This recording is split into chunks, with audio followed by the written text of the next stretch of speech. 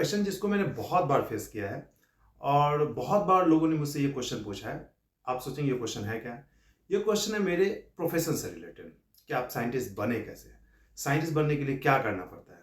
Scientist बनने के लिए कितनी पढ़ाई करनी पड़ती है? कौन से स्टडी करनी पड़ती है?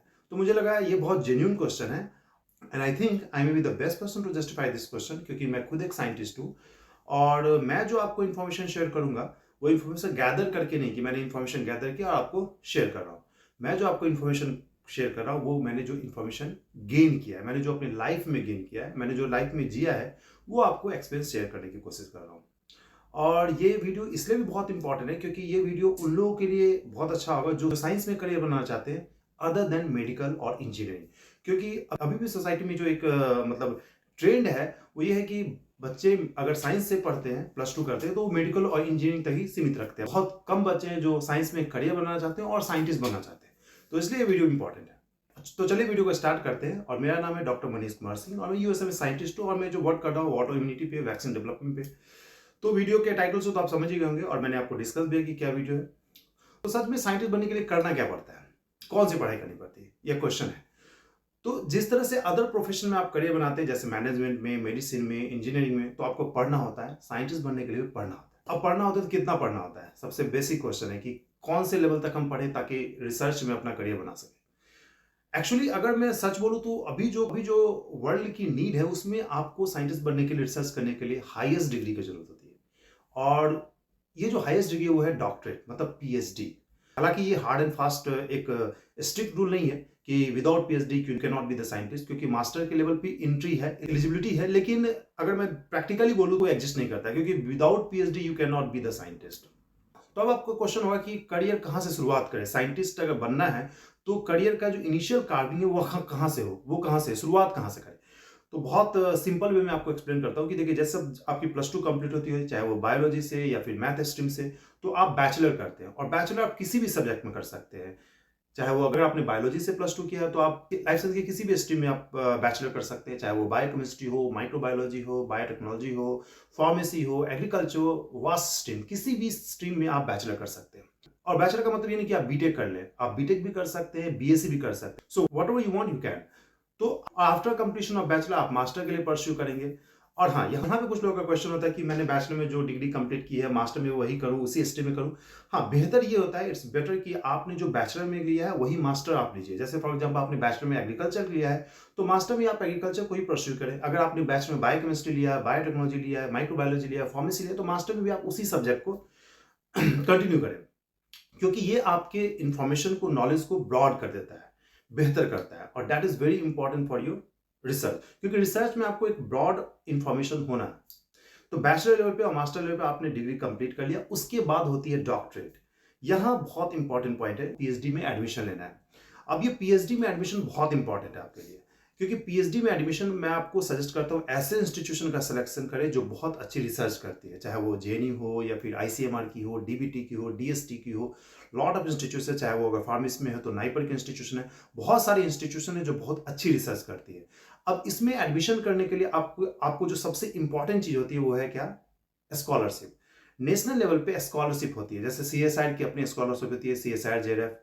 उसी तरह से डीबीटी की स्कॉलरशिप होती है, डीबीटी जेआरएफ। नाइपर की अपनी क्या स्कॉलरशिप होती है। उसी तरह से आईआईटी में एडमिशन करने के लिए गेट का आप स्कॉलरशिप ले सकते हैं। इवन आप जेआरएफ लेके भी आईआईटी में एंट्री कर सकते हैं। तो आपके पास एक स्कॉलरशिप जरूर होना चाहिए। अगर आपके पास स्कॉलरशिप है, वो खुद की स्कॉलरशिप है, जूनियर रिसर्च फेलो, तो आप टॉप इंस्टीट्यूशन में, इंडिया की जो टॉप इंस्टीट्यूशन है, आप उसमें एंट्री कर सकते हैं। ये इसलिए इंपॉर्टेंट है क्योंकि अगर आपने पीएचडी में अच्छी इंस्टीट्यूशन का सिलेक्शन किया तो आपका जो वर्क होगा बहुत अच्छा होगा, आपकी नॉलेज एक बहुत अच्छी होगी। और वो भी क्या, अभी की जो नीड है उस टेक्निक को आप सीख सकते हैं, जो बहुत इंपॉर्टेंट है। रिसर्च में ऑल अबाउट टेक्निक। आपकी अगर टेक्निक्स अच्छी है, आपको जो नई नई टेक्निक यूज हो रही है वर्ल्ड में, अगर उस पर आपकी पकड़ है, तो फिर आप वर्ल्ड में कहीं भी जा सकते हैं, यूएस आ सकते हैं, यूरोप आ सकते हैं और रिसर्च कर सकते हैं। इसलिए मैंने कहा कि मास्टर के बाद जो आपकी पीएचडी में एंट्री होती है ना, उसमें आपको बहुत फोकस्ड रहना है कि आपको जूनियर रिसर्च फेलोशिप का एग्जामिनेशन निकालना ही निकालना है।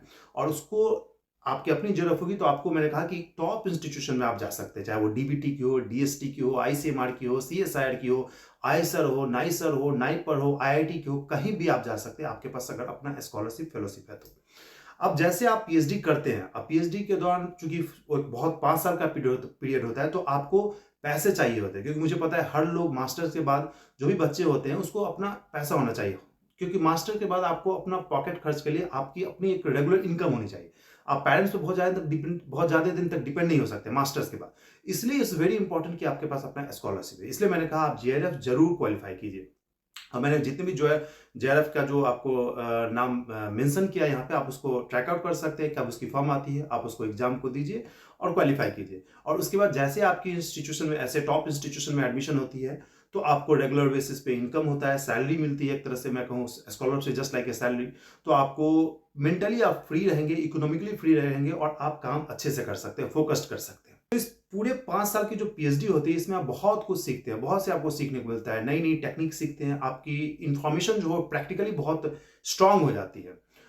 और एक क्वेश्चन जो मुझे लगता है कि एड्रेस करने की जरूरत है, आप सोचेंगे कि ये पीएचडी में काम क्या करते हैं, मास्टर्स और बैचलर से कैसे डिफरेंट होता है पीएचडी।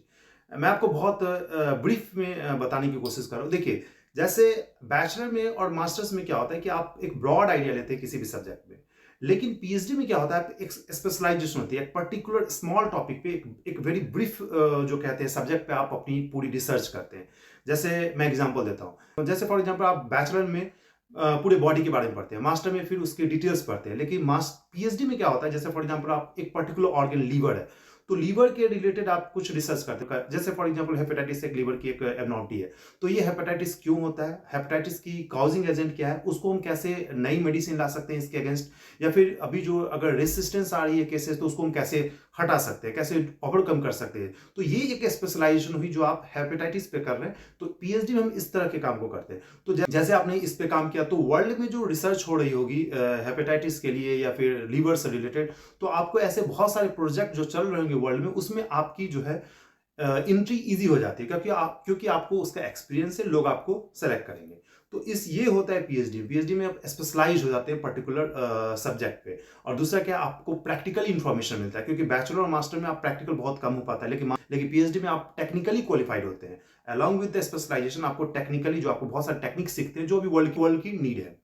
तो ये एक जर्नी है पूरे साइंटिस्ट बनने के लिए। तो आफ्टर पीएचडी आप बहुत सारे ऐसे साइंटिस्ट के पोस्ट निकलते हैं, या फिर आप फॉरेन भी अप्लाई कर सकते हैं, क्योंकि पीएचडी के बाद फॉरेन में थोड़ी एंट्री जो है वो आसान हो जाती है एज कम्पेयर टू बैचलर और मास्टर, क्योंकि बैचलर और मास्टर में बहुत सारे रेस्ट्रिक्शन है, सीट लिमिटेड होती है, लेकिन पीएचडी के बाद सीट भी थोड़ी सी ज्यादा होती है और एंट्री भी ईजी हो जाती है। तो दिस इज द जर्नी। मुझे लगता है कि मैंने अपने लाइफ से जो गेन किया वो आपके साथ शेयर किया हूँ, और आपको कहीं ना कहीं ये हेल्प जरूर करेगा। और आप अपने क्वेश्चन जो है वो कमेंट बॉक्स में जरूर लिखिए। और हाँ, कुछ लोगों का क्वेश्चन होगा कि आफ्टर पीएचडी जो साइंटिस्ट बनते हैं उसकी सैलरी क्या होती है, तो उसके लिए मैं डिफरेंट वीडियो बनाऊंगा, एक सेपरेट वीडियो बनाऊंगा, क्योंकि आफ्टर ऑल सैलरी मैटर्स। तो थैंक यू सो मच।